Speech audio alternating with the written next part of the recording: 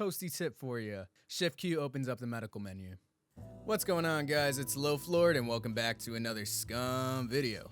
Things have gotten pretty crazy with the introduction of the new medical system in patch 0.6. We have a whole new medical skill and some new medical items to come with it. In this video, I'll show you the difference between the items and how your medical skill affects how you treat your character.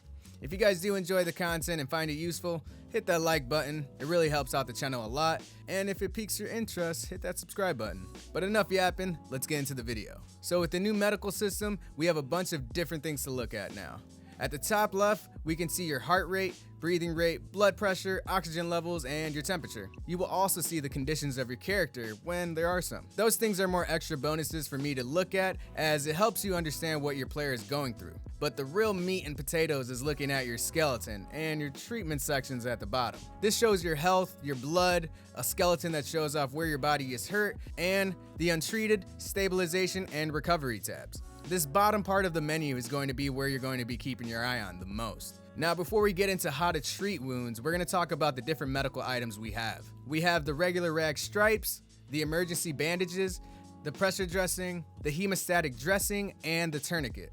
Each of these items have certain buffs, if you will, to your character when treating. We'll get into that a little later on, but first let's see how to treat our body. We have 3 stages to treatment. We have the untreated stage, the stabilization stage, and the recovery stage. The untreated stage is when your character is hurt and you haven't done anything about it to heal yourself. The stabilization stage is when you have bandaged yourself up, but your body is still a little shook and is stabilizing itself to go into recovery mode. You will not be gaining back blood or HP in this stage. Next, we have the recovery stage, and this is the process of when your health and your blood is coming back to normal.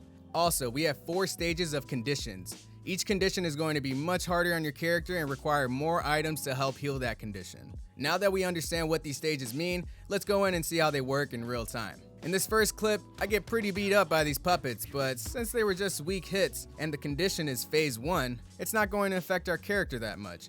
And when hits are like this, you won't actually need a bandage, but it does help with your stabilization process. As you can see, now it's in its stabilization phase, so we can pretty much be free and do what we want without any consequences really. But we're still not gaining health until we are in the recovery process. As you can see, we are now finally gaining back our HP. We didn't bleed much from those hits, so we don't really need to worry about our blood.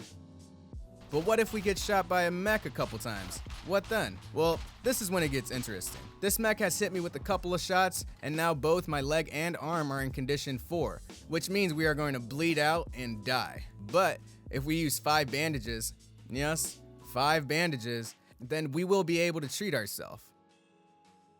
And for our leg, we will instead be using a tourniquet because we will only need 1 of these items to heal ourselves instead of using 5 bandages. As you can see, our leg was healed with a tourniquet, and because of that, our stabilization process will be much faster than if we use the bandages. This is what I was talking about when I said buffs to certain medical items. But if you go running on and doing anything taxing to your character, you will see the action difficulty bar on your constitution telling you that you're working your character really hard. You will also get a notification saying, I need to be careful with my injuries, because you are not letting yourself heal. And when you do this, you will see that your stabilization will start reversing and go back to the untreated section because you reopened the wound. Now you may be asking me, wow, in this game we really need 5 bandages to heal a wound?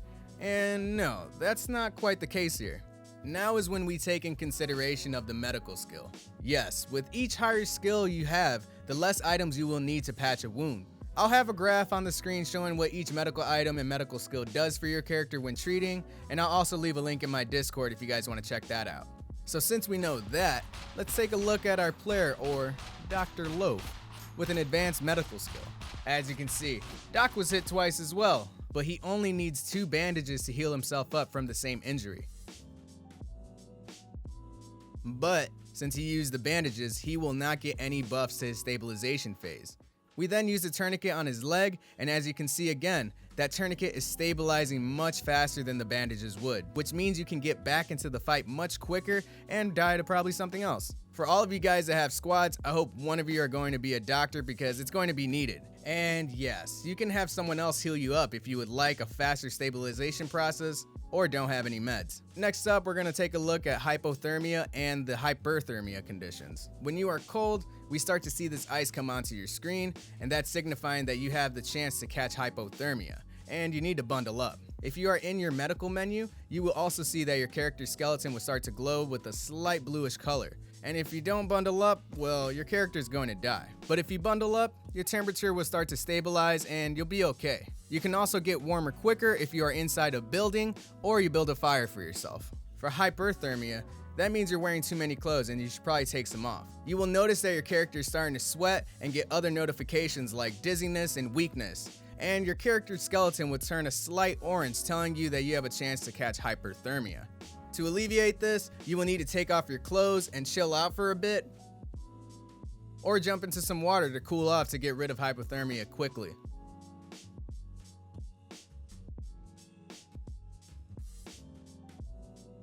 But that's gonna wrap up this video. I hope you guys did enjoy the video and learn something from it. And if you guys want more content like this, along with some other great SCUM content, make sure to hit that subscribe button. I really do appreciate it. I will also be giving away 3 SCUM keys once this video reaches 500 likes, and I will be giving it away on my Twitch stream at twitch.tv/itslowfloored, and I will announce the giveaway stream through the YouTube community feed.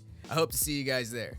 But tell me guys, how are you liking this 0.6 update? Are you enjoying the metabolism system? And how's the medical system treating you? Let me know in the comments below. But thanks to every single one of you for coming out. I really do appreciate it. I'm Low Floored, and stay toasty out there.